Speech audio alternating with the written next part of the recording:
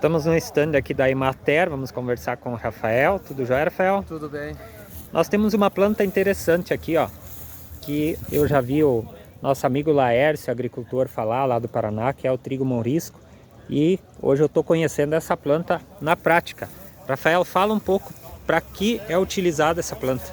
O trigo mourisco nós estamos trabalhando ele aqui na estação de solos como alternativa para a rotação de culturas, para cultivo após a cultura da soja e produção de material verde, produção de raízes em profundidade e aprofundamento de solo para as culturas que vierem em sucessão, como por exemplo o trigo. Nesse sentido nós temos um bom aporte de palha, um aprofundamento aí, verificamos de 25 a 30 centímetros de profundidade de raízes e essa ciclagem de nutrientes que nos interessa. Pensando em termos de rotação de culturas, a recomendação é fazer a rolagem do mourisco quando ele está com essa florzinha, né, com a florzinha branca, sem a sementação. Pois nesse momento, em termos de produção de raiz e material verde, ele estabeleceu o que nós queremos propor para ele, chegou no seu potencial. Então recomendamos fazer o uso do rolo faca, né? Pode ser combinado também com a dessecação.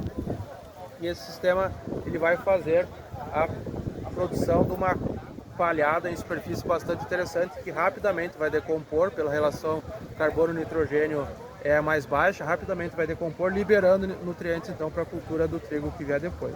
Uma outra opção é o produtor deixar alongar um pouco mais o ciclo até o período de colheita, podendo fazer 2 ou até 3 colheitas do grão, que é um grão que produz uma farinha branca muito interessante, parecida com a farinha do trigo comum, né?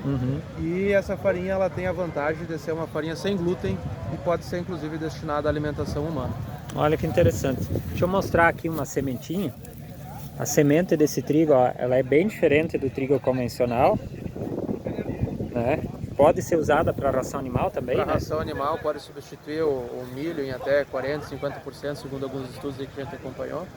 E é uma excelente alternativa para o produtor rural, inclusive para polinização e produção de pólen para abelhas, né, que venham a trabalhar com o mel na propriedade rural.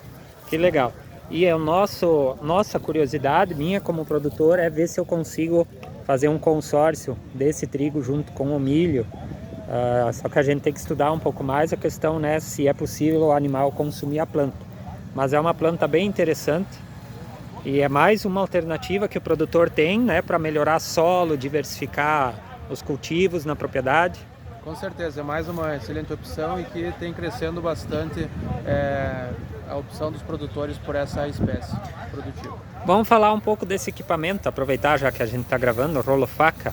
Acho que aqui no estado do Rio Grande do Sul, na região, não é muito convencional ter ele, né? A gente está recomendando para os produtores fazer o uso, né, para poder fazer a distribuição da planta depois que ela faz o trabalho de produção de massa verde, faz o trabalho de produção de raízes, distribui ela na superfície do solo através da rolagem, uma forma barata, uma forma simples de fazer e sem grandes tecnologias, porém bastante eficiente, que vai propiciar então a cobertura de solo e as condições de darmos sequência aí nos sistemas de rotação de culturas. Qual seria a vantagem ou a diferença de tu rolar a planta com rolo faca ou fazer o plantio com a planta de pé?